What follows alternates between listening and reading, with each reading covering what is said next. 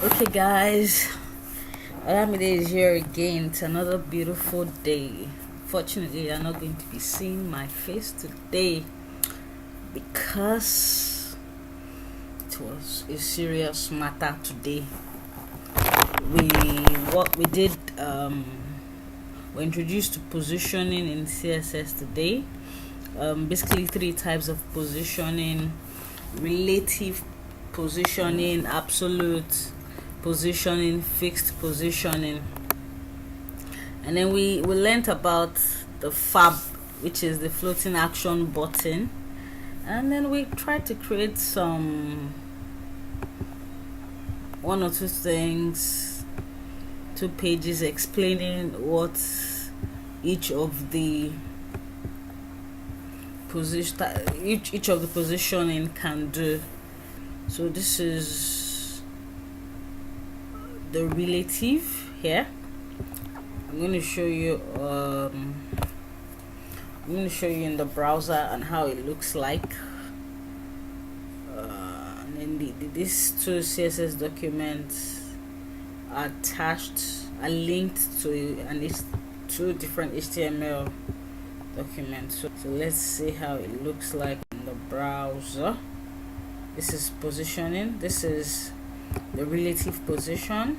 This is the A is relative position, B is absolute, and C is fixed.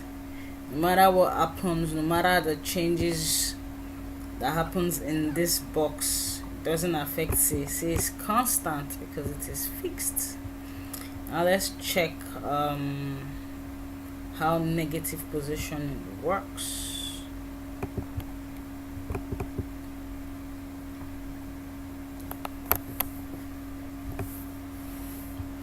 This is an example of a negative positioning.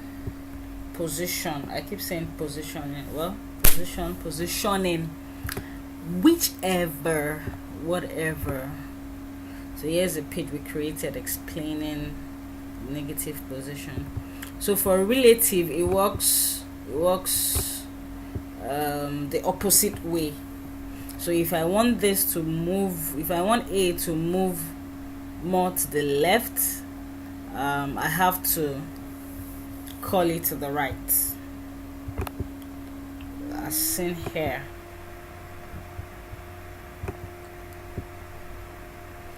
Relative position, relative.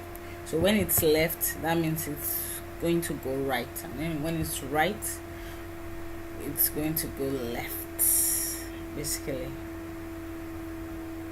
So it was all we learned today. We don't know what we have an assignment. I haven't attempted it yet. Hopefully I'll attempt it over the weekend. It's been really fun, challenging, and tasking, and I hope you guys are enjoying your ride with me. I am enjoying the ride myself, and I can't wait to be a professional at this. Very good and badass at it.